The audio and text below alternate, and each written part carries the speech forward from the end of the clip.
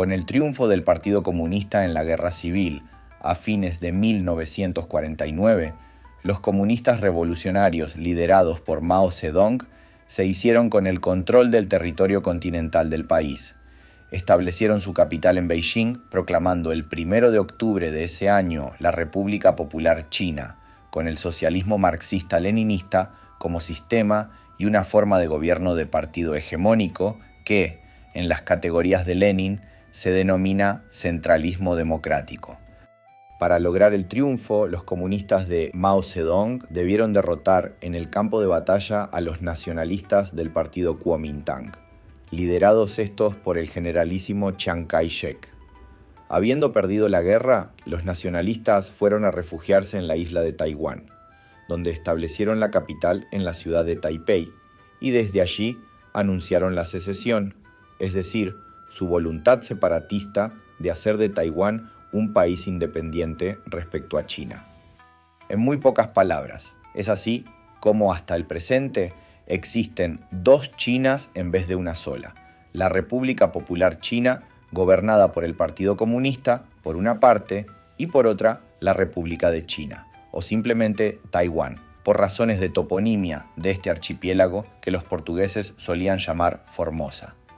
Para fines prácticos, Taiwán es un país reconocido por muy pocas naciones y es reclamado por China como parte inalienable de su territorio soberano. En concreto, solo 12 países de muy escasa relevancia geopolítica reconocen a Taiwán como país independiente. La más importante de esas naciones, para que se tenga una idea, es Paraguay. Y completan la lista: Belice, Guatemala, Haití, San Cristóbal y Nieves, Santa Lucía, San Vicente y las Granadinas, Suazilandia, o desde 2018 Eswatini, las Islas Marshall, Palaos, Tuvalu y el geopolíticamente muy simbólico Vaticano. Como se ve, todos microestados, pequeñas islas del Caribe o del Pacífico y algún país menor de África, junto al simbólico Vaticano. Nadie quiere hacer enojar a Beijing. El caso es que a lo largo de más de 6 décadas, Taiwán se ha constituido con la ayuda de los Estados Unidos en una república con democracia occidental y en una potencia industrial y tecnológica de suma importancia para la economía mundial. Por estas dos razones, y por una tercera que veremos a continuación, ni los taiwaneses ni los estadounidenses quieren que China reincorpore Taiwán a su territorio. Pero Taiwán está para China como las Islas Malvinas para la Argentina, esto es, como una parte irrenunciable del territorio nacional soberano. China no solo ha manifestado constantemente su deseo de reintegración de la isla, sino que además no reconoce la existencia de ningún país llamado Taiwán. Para China, Taiwán es una provincia rebelde, que tarde o temprano será llamada al orden. China no tiene únicamente motivaciones de soberanía nacional para reintegrar Taiwán a su territorio. En términos económicos, Taiwán tiene el 20º Producto Bruto Interno a nivel global y produce casi el 70% de los semiconductores del mundo. Los semiconductores son los microchips, esenciales para la fabricación de prácticamente todo lo que existe, desde teléfonos celulares y lavarropas hasta automóviles y misiles.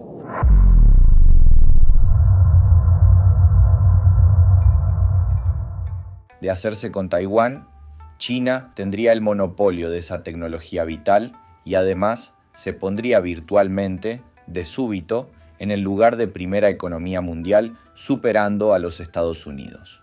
China es la Unión Soviética de nuestros días y como Harry Truman arrojó 2 bombas nucleares sobre Japón para evitar que Stalin se hiciera con el control de la potente industria alemana, es probable que los Estados Unidos hagan otro tanto para que China no reconquiste Taiwán. Sumado a todas estas complejas cuestiones está el aspecto estratégico militar del diferendo. Taiwán forma junto a Japón y las Filipinas lo que en las categorías de la geopolítica clásica de la Guerra Fría se llamó la primera cadena de islas, una especie de cordón sanitario formado por aliados estadounidenses y que priva a China del libre acceso al Océano Pacífico, limitando así la capacidad de despliegue de su flota naval. Las autoridades chinas insisten en el concepto de un país, dos sistemas, en el que de reincorporarse Taiwán se le daría a este territorio un alto nivel de autonomía, respetando incluso la democracia liberal de su política. En Taiwán nadie cree en esa promesa, y se aduce por caso el ejemplo de Hong Kong, donde a partir de la reincorporación a China en 1997, el nivel de autonomía fue decreciendo hasta materializarse el control desde Beijing. Los Estados Unidos han sostenido en el último medio siglo una postura de mucha ambigüedad respecto a Taiwán, porque si bien no reconocen su independencia, siguen apoyando su rebeldía mediante el suministro de armas y de asesoramiento militar. Y lo más probable es que en caso de invasión de China a Taiwán, en vez de escalar hacia una guerra mundial, los estadounidenses presentes en el territorio hagan volar por los aires las fábricas de semiconductores para privar a su rival de hacerse con el control estratégico de ese recurso vital. Conviene no olvidar que Washington fue capaz de hacer un genocidio contra cientos de miles de civiles en Japón con tal de privar a la Unión Soviética del control de la industria de Alemania y evitar que de esa absorción resultara la primera potencia económica mundial. Ahora son los chinos quienes quieren ocupar ese lugar para todo lo que queda del siglo XXI y a los Estados Unidos difícilmente se les va a temblar la mano para que eso no ocurra. Aunque el resultado sea una crisis global sin precedentes al destruirse el 70% de la capacidad de producción de semiconductores en un mundo que ya no funciona sin esa tecnología. Sea como fuere, el avance de China sobre Taiwán es solo una cuestión de tiempo, y restaría saber qué consecuencias tendrá esa maniobra en el mundo de las computadoras cuánticas y la inteligencia artificial para la humanidad en su conjunto. La moneda, dirían los analistas y los poetas, está girando en el aire.